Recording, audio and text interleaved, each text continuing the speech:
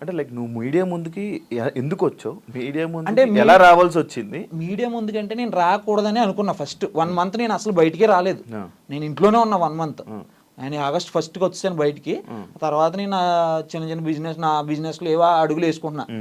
ఆ టైంలో 1 month అయిపోయిన తర్వాత ఇలా ఒక్కసారిగా బ్రాండ్ అంబాసిడర్ వెళ్ళిపోయి ఇంకొక అమ్మాయి రావడం. ఇదేమవుతుందంటే న్యాచురల్ ఫార్మింగ్ లో కస్టమర్స్ అందరూ నాకు ఫోన్ చేస్తున్నారు అనమాట. అమ్మాయిలు ఎందుకు వెళ్ళిపోతున్నారు ఇలాగా? నాకు తెలియదని నేను చూడలేదు. ముందు అమ్మాయి ఎందుకు వెళ్ళిపోయిందో నాకు ఎవరో ఫోన్ చేసేదాకా తెలియదు. ఆమె వెళ్ళిపోయిందంట.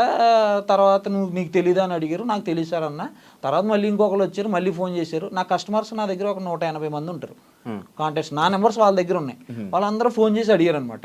అంటే ఆ న్యాచురల్ ఫార్మింగ్ ని మీరు ఎలా బూత్ ఫార్మ్ కింద చేస్తున్నారా నాకు అర్థం కాదు. అంటే న్యాచురల్ ఫార్మింగ్ అంటే అమ్మాయి ఉండాలా, లేకపోతే మీరు చేయలేరా, మనుషులు చేయలేరా, ఎవరు అమ్మాయిలతో అవసరం ఏంటి? అదే నేననేది ఇప్పుడు లేబర్ పని చేయాలంటే మనం ఫామ్ లో దిగి చెయ్యాలంటే మగోడు చేయగలుగుతాడు, ఎంతైనా పొద్దు నుంచి సాయంత్రం వరకు చేయగలుగుతాడు. ఆయనతో పాటు ఇంకొక అబ్బాయిని పెట్టుకుని ఆయన 30 ఎకరాలు తీసుకుని 30 ఎకరాలు ఆయనే చూసుకుంటూ ఆయనే చేసుకోవచ్చు కదా. అమ్మాయిలు ఏం చేస్తుంటారు నార్మల్ అంటే ఆయన ఏంటంటే ప్రమోషన్స్ కోసం, బిజినెస్ ని ప్రమోట్ చేయడం కోసం పక్కన లేడీస్ ని చూపించుకుంటారు ఆయన. అదే ఆయన మెయిన్ కాన్సెప్ట్. ఇది మీరు అదే అమ్మాయిల్ని ఇలా అమ్మాయిలతో ఉంటారు, అమ్మాయిలకు లైక్ ఎలా అంటే అమ్మాయిలు వాడుకుంటుంటారు అలా అని చెప్పి ఒక స్టేట్మెంట్ అనేది నేను విన్నా నార్మల్ బయట. ఓకే ఓకే, నాకైతే తెలిసిన వాటికైతే మాత్రం అమ్మాయిలతో ఎక్కువ మూవ్ అవుతారండి. ఎక్కువ ఏంటంటే బిజినెస్ మీద కాన్సన్ట్రేషన్ అని పెట్టేసి ఉంటే ఇలా మేము బయటికి రావాల్సిన పని లేదు, ఇప్పుడు అప్పుడు అందరి దృష్టిలో ఏమైపోయిందంటే ఇది న్యాచురల్ ఫార్మింగ్ అంటే బూత్ కింద అయిపోయింది అనమాట అంతా. జనాలు అంటే ఏదో చెప్తారులే సొలుకూరులు అన్నట్టే ఉన్నారు. ఇప్పుడు నార్మల్ గా మీకు నిజంగా చెప్తున్నాను, ఒకసారి మీరే ఎవరినైనా అడగండి, కింద కామెంట్ చేయండి అని. ఆర్గానిక్ ఫార్మింగ్ లేదు, బొంగు లేదు అంటారు. హైదరాబాద్ మీరు చూడండి, అసలు ఆయన ప్రీవియస్ వీడియోస్ లో కూడా చూడండి కామెంట్స్ లో ఆర్గానిక్ ఫామ్ లేదు, బొంగు లేదు అని అడుగుతారు ఎవరైనా. నిజంగా చేసే వాళ్ళు ఉన్నారు ఆల్రెడీ. వాళ్ళకున్న పేరు కూడా పోతుంది దీనివల్ల. ఇప్పుడు ఒరిజినల్ గా కష్టపడే ఫార్మర్స్ ఉన్నారు చాలా మంది, ఒరిజినల్ గా నేను హోమ్ మేడ్ ప్రొడక్ట్స్ చేసే వాళ్ళు ఉన్నారు. వాళ్ళ కష్టంతో చేసింది ఇక్కడ ఇలాంటి వాళ్ళ వల్ల సింపుల్ గా వాళ్ళని కూడా నమ్మట్లేదు. వీళ్ళు ఒరిజినాలిటీగా చేసే వాళ్ళు కూడా నమ్మట్లేదు. వీళ్ళు అమ్మాయిలతో తిరుగుతారు, వీళ్ళకి ఫార్మింగ్ గురించి ఏం తెలిసి వీళ్ళకి అంటారు. ఇప్పుడు ఇవన్నీ తెస్తున్నారు కదా, ఈ వెజిటేబుల్స్ కానీ ఇవి తేనె కానీ లేకపోతే ఇవన్నీ ఆర్గానిక్ అంటే అది ఆర్గానిక్ అని సర్టిఫై చేయలేము మనం. ఎలా అంటారంటే ఏదైతే వీళ్ళు తెస్తున్నారో అవి కంపెనీస్ నుంచి తీసుకొచ్చినాం. కంపెనీ ఇప్పుడు నేను ఇక్కడ కాదు ఎక్కడైనా చెప్పేది ఇదే, ఆ కంపెనీలో ఏముంటది అనేది మనకు తెలియదు. మరి అదే అంటున్నాను, ఇప్పుడు ఆర్గానిక్ మీద ఐడియా ఉన్న వాళ్ళకి అది ఏంటో అనేది మనకు ఐడియా వచ్చేస్తుంది. అవును, లైక్ ఉంటది కదా, ఇది ఆర్గానిక్, ఇది హైబ్రిడ్, ఇది దేశీ, ఇది విదేశీ, లైక్ అదే అంటారు కదా, ఇది కొంచెం ఐడియా ఉంటది కదా. అలా మీకు గానీ లేకపోతే తెచ్చే వాళ్ళ వంశీకి గానీ వీళ్ళకి గానీ ఎవరికి ఐడియా లేదా? అంటే మాకు ఐడియా ఉంది. మేము అప్పుడులోనే మేము వచ్చినప్పుడు కొన్ని ప్రొడక్ట్స్ డిఫెక్టివ్ ప్రొడక్ట్స్ వచ్చినప్పుడు కూడా చెప్పేది, ఇవైతే ఒరిజినల్ కాదండి, నాకు డౌట్ గానే ఉందని కూడా ఆయనకి ఇంటిమేట్ చేసా చాలా సార్లు. అప్పుడు వాళ్ళు కాదండి, కస్టమర్స్ కూడా చాలాసార్లు అన్నారు మా ఎదురుగానే. చాలా మంది ఫోన్లు చేసి మీరు చేసిన కొత్త తోటకూర ఇంత పొడిగా ఎదగదని ఒకళ్ళు, వంకాయ ఇంత పెద్దగా రావని ఒకళ్ళు. అలా కొంతమంది వాళ్ళకి డౌట్స్ ఉంటాయి. అంటే కొంతమంది చాలా మంది స్టడీ చేసిన వాళ్ళు ఉంటారు నేచురల్ ఫార్మింగ్ గురించి.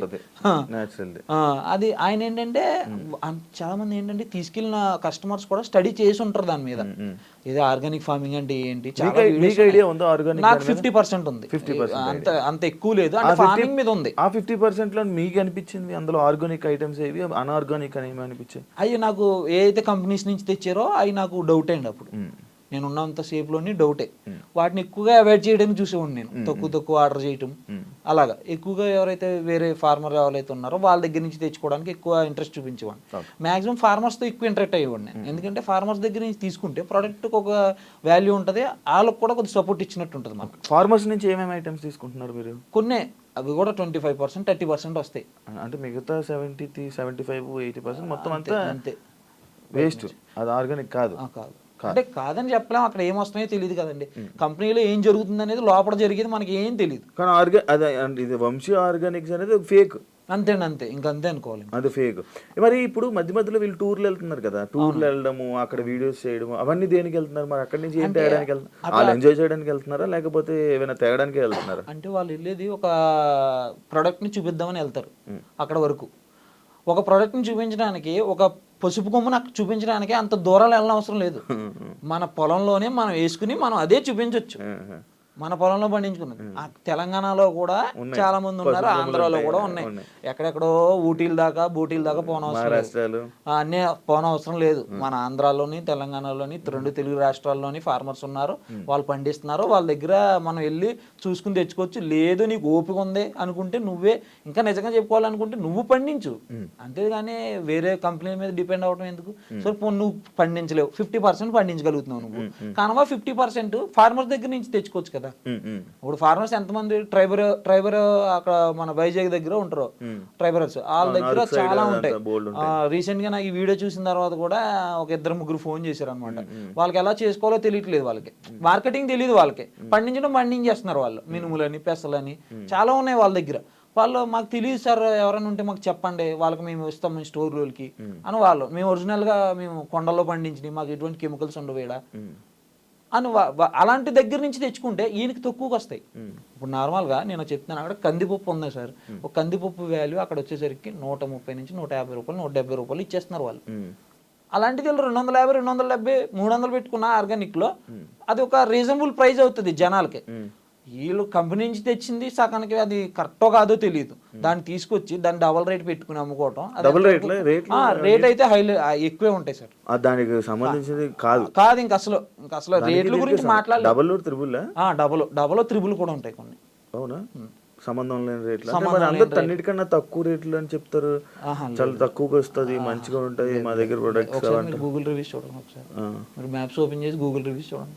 గూగుల్ మ్యాప్స్ వంశీ ఫార్మ్స్ గచ్చిపోలని కొట్టండి, కింద ఎక్కడైనా సరే పర్లేదు ప్రైజెస్ బాగానే ఉన్నాయంటే మాత్రం నాకు చెప్పండి.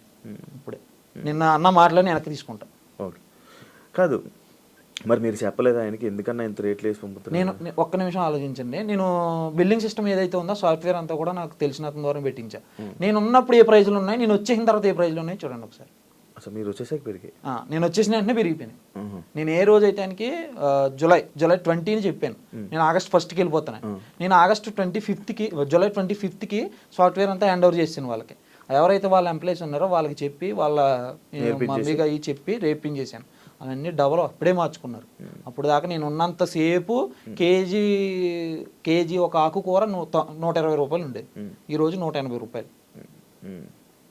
నేను వచ్చిన తర్వాతే రేట్లు మారినాయి. నేను ఉన్నంతసేపు ప్రైజుల డిస్కషన్ అంతా కూడా నా దగ్గర జరిగింది, నేనే పెట్టేశాను ప్రైజులు అన్నీ కూడా. ఆయన ఎప్పుడు కూడా ప్రైజుల దగ్గర ఇన్వాల్వ్ అవ్వలే. చెప్పేవారు అయితే ఏ ప్రైజ్ ఎంత ఉంది దానికి ఇంత పర్సెంటేజ్ కొట్టేసి అని చెప్పేశారు.